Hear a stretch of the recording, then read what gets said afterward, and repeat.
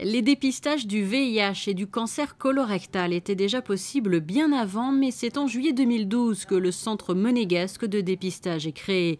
La responsabilité du centre est confiée au docteur Daniel Rouison, entouré de 2 infirmières et d'une secrétaire.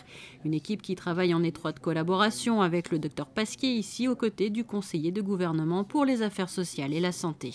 J'ai tenu aujourd'hui à me déplacer justement pour féliciter, rendre hommage à toute l'équipe composée d'un médecin, de 2 infirmières et d'une secrétaire.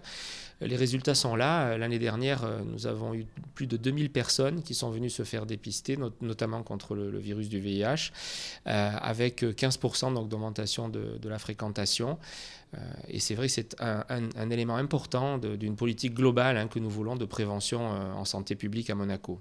Et la fréquentation de ce centre depuis sa création est en constante hausse. Il faut dire que plusieurs maladies peuvent être dépistées ici. Monaco a tous les atouts pour être un pays modèle en matière de dépistage, de prévention. Nous avons un réseau exceptionnel de professionnels de santé sur un territoire petit. Et puis nous avons les moyens, une volonté politique du gouvernement qui investit d'importants budgets pour que tout ceci soit gratuit pour la population. Nous avons aussi, je crois, une population qui est réceptive. Donc depuis de nombreuses années, et le prince souverain m'a demandé de renforcer cette politique et je le fais depuis que je suis dans ces fonctions. Nous avons beaucoup investi. Nous avons aujourd'hui donc une campagne de vaccination gratuite pour les jeunes filles à partir de l'âge de 11 ans contre le papillomavirus humain qui est à l'origine du cancer de l'utérus. Donc c'est le cancer que nous pouvons prévenir par un vaccin, c'est le seul, donc il faut le faire. Et nous couplons cette campagne de vaccination à des campagnes de dépistage donc pour toutes les femmes adultes par des frottis. Donc nous avons aussi des campagnes de prévention contre l'ostéoporose. Le budget investi par le gouvernement princier permet au CHPG d'acquérir du matériel de pointe, à l'image depuis quelques mois de celui-ci, qui dans le cadre du dépistage du cancer colorectal a d'ores et déjà permis l'analyse de plus de 300 tests.